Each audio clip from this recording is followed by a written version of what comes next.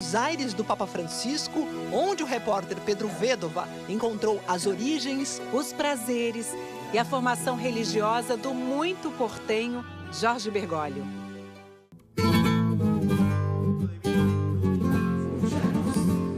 O luto passa pelos bairros populares até o estádio. Torcedores vestiram a cor do Vaticano. As periferias fizeram questão de pegar os ônibus para lotar Praça de Maio. A homenagem foi para o homem que nasceu na classe média, mas fez voto de pobreza. Francisco deixava todos no mesmo degrau. O mundo se despediu do Papa, que pregou a alegria de viver. Um prazer que estava em gestos simples, como dividir um mate.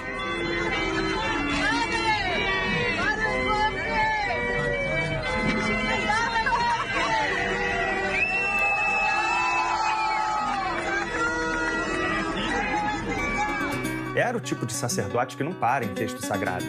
Lia Borges, Dostoiévski, assistia a filmes e amava música. O Papa de Buenos Aires era um tangueiro e brincava: um portenho que não dança tango não é um portenho. As pernas levaram e afastaram Jorge Bergoglio de um namorico aos 12 anos. Ele disse para a vizinha: se não casar comigo, viro padre. Ele ouviu o coração, mas escutou a fé. O Papa contou que ele sentiu o chamado para ser padre depois de uma confissão aqui nesse lugar. E a lâmpada sempre acesa do confessionário representa esse momento de iluminação divina. Agora ela recebe a companhia de velas e de outras homenagens. O Santo Padre tinha uma capacidade de escuta especial e alertava que ninguém tem deixado o outro terminar de falar. Se vive com o acelerador puesto desde a manhã até a noite. Y eso arruina la salud mental, la salud espiritual y la salud física. Más aún, arruina y destruye la familia y, por lo tanto, la sociedad. O Papa sugeria ao menos um dia de descanso para adorar Deus ou para brincar. ¿Usted juega con sus hijos? O risco para ele era perdermos essa capacidade de enxergar o outro. Ele não perdeu. El famoso casquete de seda. O menino com autismo queria o gorro, logo o símbolo de que todos estão abaixo de Deus. Mas um Papa só retira o solidéu diante do sagrado. Francisco, então, tornou divino esse e outros momentos singelos. A vocação dele, antes mesmo de virar-se bispo, era diminuir as distâncias. Agora nos damos um abraço de amor.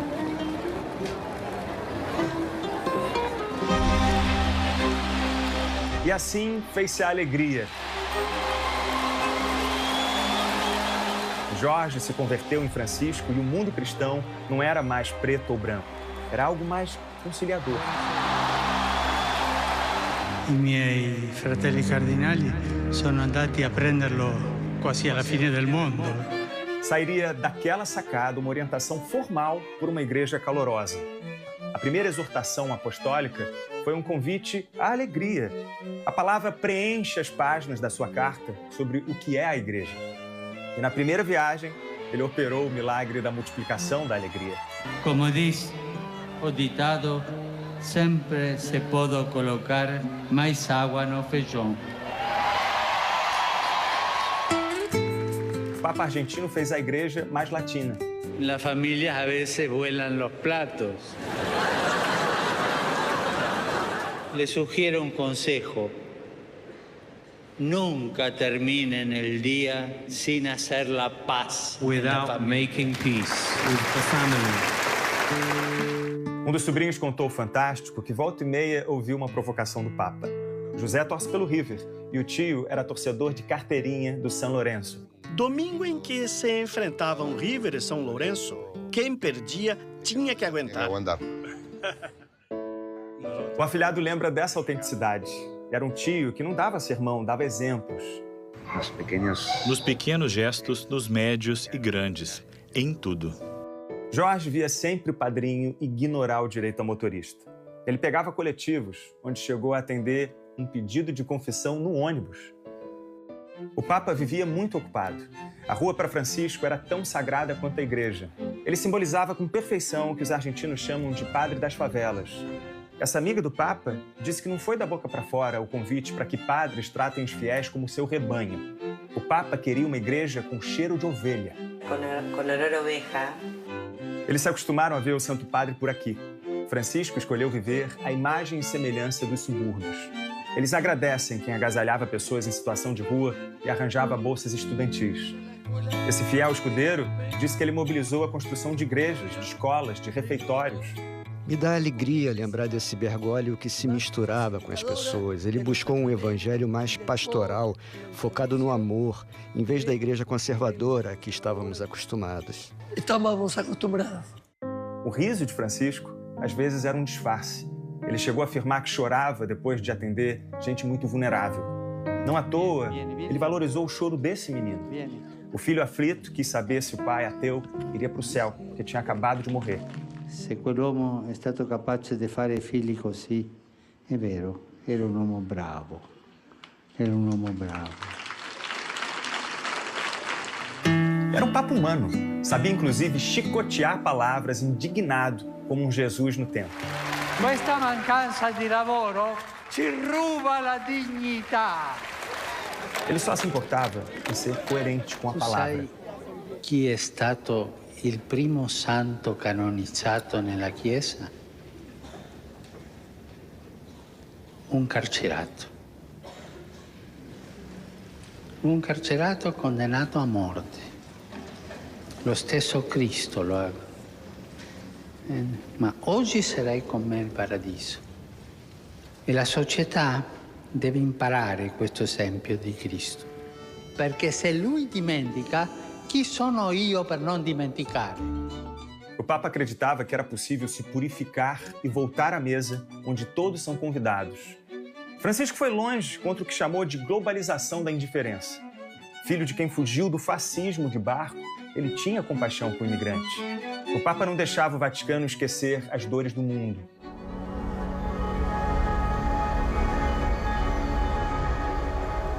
Y creo que entre nosotros, los sacerdotes, hay muchos sordos. Entonces, cuando yo les digo que se involucren en la vida de la gente, les estoy hablando de cercanía. Que hablen poco, que escuchen mucho, digan lo justo y miren siempre a los ojos. Aconteceu quando o Papa enfrentou um tufão nas Filipinas. O esforço fez os fiéis se sentirem acolhidos. Pessoas que perderam tudo agora dançavam com o vento. Francisco era 1 em 1 milhão. Parava o mundo para cuidar de uma pessoa, como um menino com câncer que queria falar com o Papa. Ele ligou quando o garoto dormia. Dejé mensaje, ahí se puso contento. Finalmente intenté al día siguiente y ahí atendió a la mamá y me dijo, está muy mal. No sé si podrá hablar. Y puso el teléfono en altavoz. Yo le hablé y él me decía, gracias, gracias. Y a las pocas horas murió. O Papa completou um ciclo perfeito. O pontificado começou e terminou na Páscoa. Francisco fez questão de se impregnar com suas ovelhas e morreu no dia do anjo. Estou convencida de que a igreja não será a mesma depois de Francisco. Talvez não tenha sido uma mudança drástica, mas foi uma mudança profunda. A amiga biógrafa ouviu do Francisco que ele nunca perdeu a paz que sentiu ao virar Papa. Ela pensa que ele teria achado graça de como imaginaram sua chegada ao céu. A inteligência artificial simulou o encontro com Jesus. O Papa achava que o humor é um certificado de sanidade. Ele rezava para rir de si mesmo. Todos os dias, depois de rezar las laudes, rezo la oración de Santo Tomás Moro para pedir el sentido del humor, sense of humor. Y que empieza de una manera que hace reír. Dame, Señor, una buena digestión, pero también algo para digerir. A alegria era a ladainha de Francisco. O Papa repetiu essa oração por mais de 40 anos e provavelmente no dia de sua morte. Dai-me, Senhor, senso de humor. Concede-me a graça de compreender as piadas para que conheça na vida um pouco de alegria e possa comunicá-la aos demais. Amém.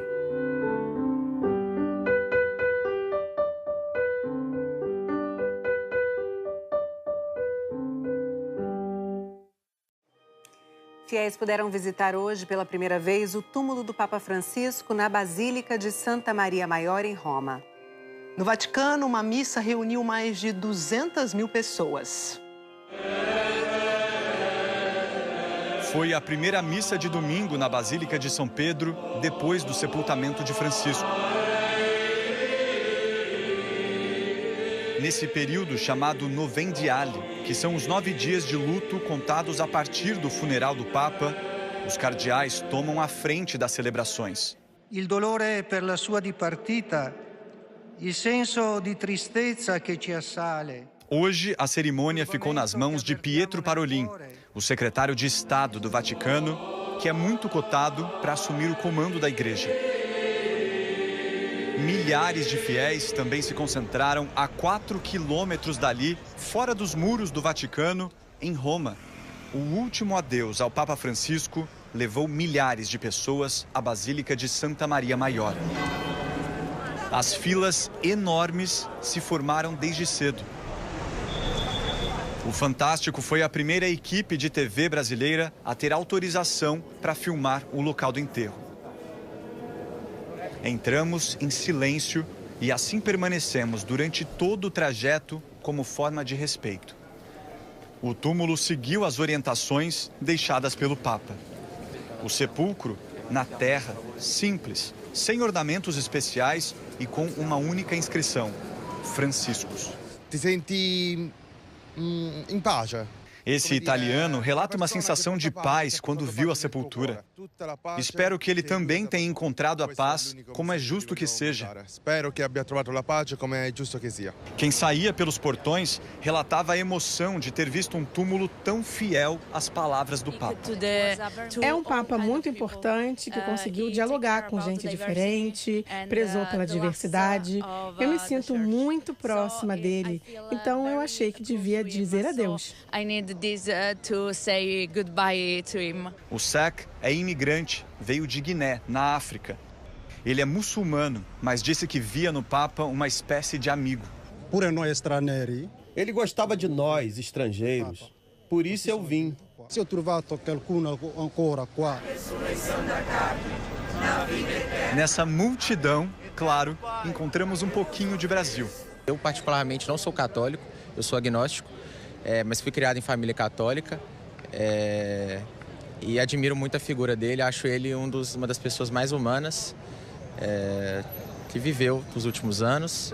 Um dos momentos mais aguardados desse domingo foi esse aqui, a chegada dos cardeais. Eles vieram rezar por Francisco. As atenções do mundo todo agora se voltam para eles. É que pode estar bem aqui, diante dos nossos olhos, o próximo Papa.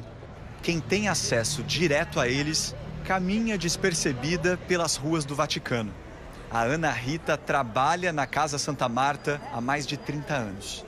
Conheceu 3 papas e agora, em entrevista exclusiva ao Fantástico, revela um pouco das memórias de Francisco. Cari fratelli e sorelle, buona domenica. La domenica mangiava col personale. Era como um padre. Aos domingos ele almoçava com os funcionários, era como um pai para todos nós. Divertente, scherzava. Muito brincalhão, perguntava sobre a nossa família, se estávamos bem. Della família, como stavano, se stavano bene. Ele era um amigo muito próximo da gente. Muito vicino. Lui ci faceva sempre um regalo. Quando fazia viagens, ele trazia presentes para todos os funcionários. Sempre trazia. E se ricordava sempre de nós. A Ana Rita trabalha no refeitório da Casa Santa Marta. Lembra das comidas preferidas de Francisco: pizza, macarrão e sorvete. Qualsiasi, margherita. Ele gostava de qualquer pizza, margherita, pizza com salsicha e sorvete de doce de leite. Gostava muito. Dolce di latte faceva tanto sentire. Ela disse que passou por uns problemas pessoais e foi Francisco que estendeu a mão. Mi ha ridato la vita, perché io ero proprio fuori dal mondo. Ele me devolveu a vida, porque eu estava realmente fora desse mundo. Pensei que não conseguiria, mas ele estava tão perto de mim, ele me deu tanta força e coragem, falava com tanta simplicidade. Per me è stata una persona grande, per me e per tutto il mondo. Ele foi grande para mim e para o mundo inteiro. A gente precisava dele. Eu tô com um buraco aqui dentro. Vai fazer muita falta. C'è un vuoto dentro, ecco. Mi mancherà tanto.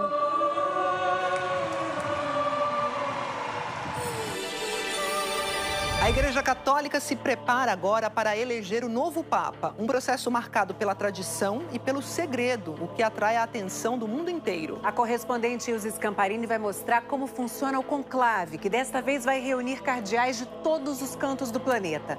Você vai conhecer alguns dos principais candidatos à sucessão do Papa Francisco.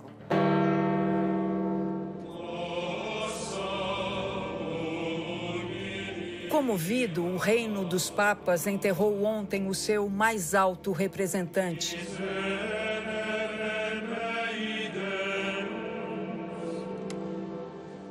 Tudo se volta agora para o próximo.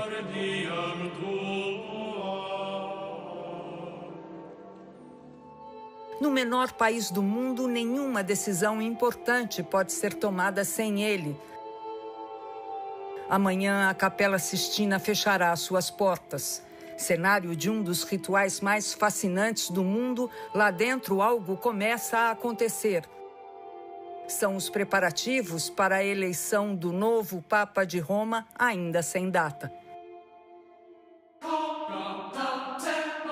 O conclave, reunião secreta fechada à chave, vai dar para mais de 1 bilhão e 400 milhões de católicos o seu novo líder e para o mundo uma autoridade moral. Mas o clima que se vive ali dentro não é dos mais tranquilos. O vaticanista italiano Marco Politi diz que é um momento de grande tensão. É um momento de grande spaccatura. Um momento de grande fratura na igreja. É um momento em que a Igreja Católica não é mais o lugar onde o Papa tem o poder absoluto. A Cúria também não tem.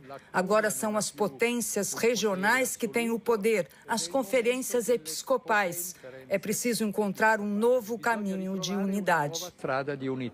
Sob o impacto dos afrescos de Michelangelo, da criação do mundo e do juízo final, os cardeais elegem um novo Papa com uma maioria de 2/3. Enquanto essa maioria não for alcançada, a votação é repetida até 4 vezes por dia. Antigamente, os cardeais ficavam literalmente trancados na Capela Sistina até a eleição, mas no século XIII demorou quase 3 anos para se eleger o sucessor do Papa Clemente IV. Hoje, os cardeais saem para dormir na Casa Santa Marta, mas mantêm o isolamento do mundo exterior. Cada cardeal escreve o nome do seu favorito na cédula secretamente. E escondendo a sua caligrafia, as cédulas são colocadas em uma urna na mesa dos escrutinadores, perto do altar da Capela Sistina. Os votos são lidos em voz alta, contados e depois queimados, com substâncias químicas que vão indicar o resultado. Se a fumaça for preta, nada feito e a votação é retomada. A multidão na Praça São Pedro espera ansiosa a fumaça branca. Habemus Papam. Após 34 votações sem sucesso, será realizado um segundo turno entre os 2 nomes mais votados. O conclave ainda nem foi convocado, mas as apostas na Inglaterra já apontam um primeiro favorito, Pietro Parolin. Acima de tudo, leal ao Papa Francisco, era o seu secretário de Estado. Parolin tem 70 anos e é diplomata. É considerado também um moderado. Poderia obter um consenso entre a linha progressista e reformista e os conservadores e tradicionalistas. Mas as eleições papais nem sempre são feitas de favoritos. Os cardeais eleitores, 134, têm até o dia 4 de maio, quando terminam os 9 dias de luto papal, para viver em liberdade fora dos muros. O grupo conservador é minoria no colégio eleitoral, mas faz barulho, 18,8% com 25 cardeais. Os moderados são 49 e representam 36,57% dos eleitores. Os progressistas, alinhados com a política do Papa Francisco, são 44,77%, 60 cardeais. O grupo ultraconservador não pode impor o nome do sucessor, mas certamente fez com que toda a parte moderada da Igreja tenha muito medo de reformas muito radicais. 7 cardeais brasileiros irão votar nesse conclave, o maior número até hoje. Eu creio que o processo inaugurado já com Bento XVI, devemos reconhecer, mas que alcançou proporções muito maiores com o pontificado de Francisco, é algo que deve avançar. Os valores, as atitudes fundamentais, não só dentro da igreja, mas em relação à humanidade, devem continuar. Nós esperamos que seja um Papa que continue essa linha de uma igreja próxima do povo, de uma igreja evangelizadora, de uma igreja missionária, e que também olhe para as grandes questões do mundo. Politi acredita que a perspectiva não é de um Francisco II. A coisa interessante é que a frente conservadora até agora não avançou uma candidatura. Até agora, o candidato conservador mais articulado pelo grupo parece ser o cardeal húngaro Péter Erdő, um conservador moderado. A direita da igreja está tentando arrebanhar o centro.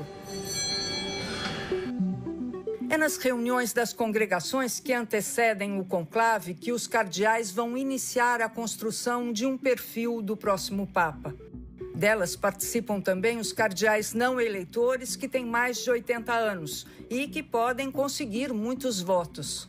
Foi numa dessas que o cardeal Bergoglio expôs suas preocupações e suas ideias. Em 9 de março de 2013, 3 dias antes de entrar na Capela Sistina, o então cardeal de Buenos Aires, Jorge Mário Bergoglio, fez um discurso de 5 minutos.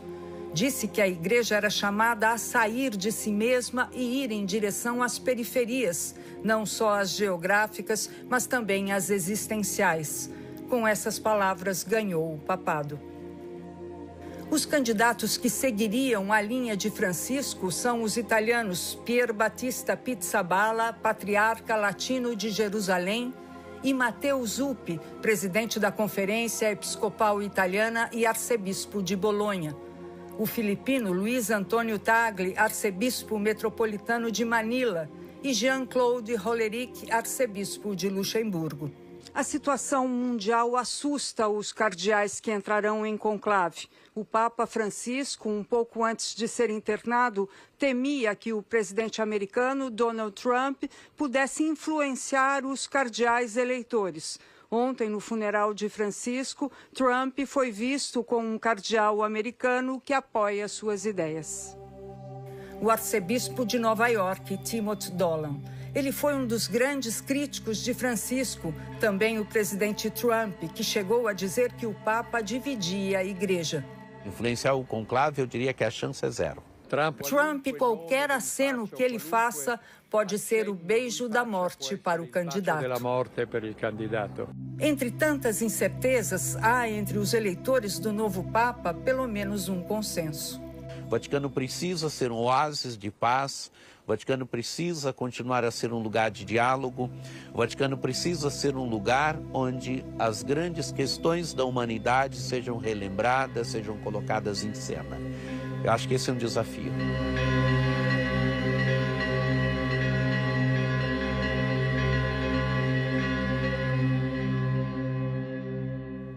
Em Aparecida, no interior de São Paulo, luzes tocaram o céu e o coração da garotada numa homenagem ao Papa Francisco. Quem rezava dentro do Santuário Nacional de Aparecida nem imaginava o que estava para acontecer lá fora. Um pouquinho para frente. Uma atração para 40 crianças de um projeto social de Aparecida. Quem está curioso para saber o que vai acontecer? A nossa surpresa vai acontecer mais ou menos ali onde estão aquelas luzinhas ali, ó. Hoje a gente vai fazer uma homenagem, né, para o Papa Francisco e aqui a gente vai colocar 100 drones. Todos milimetricamente posicionados.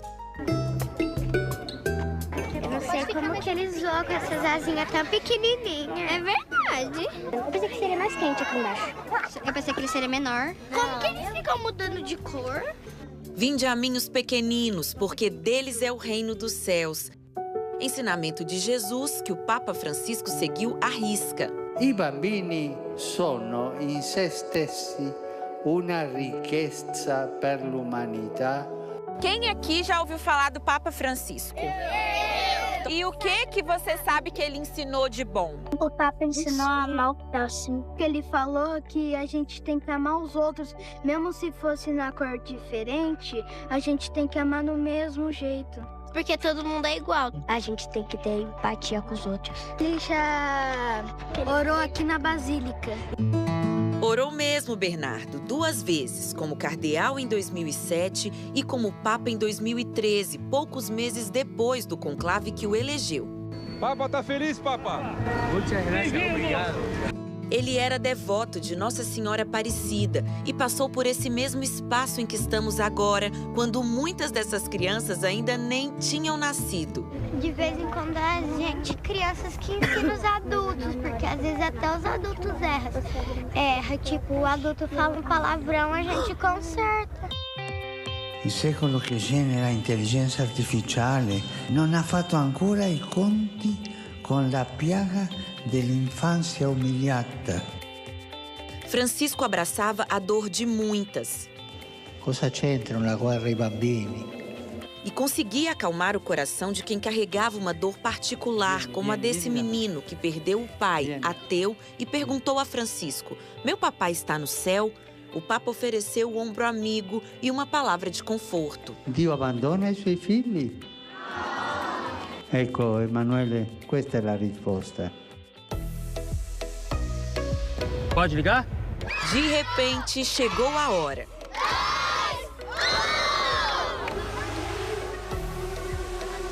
A primeira imagem se forma como num passe de mágica. É o Papa.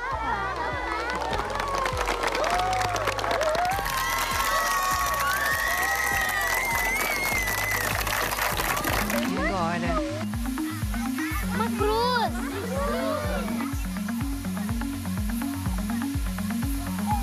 Um passo. É o Espírito Santo.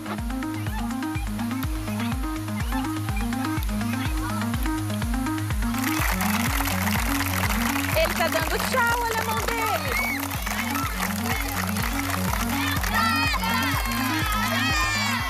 I bambini ci ricordano che sempre siamo figli.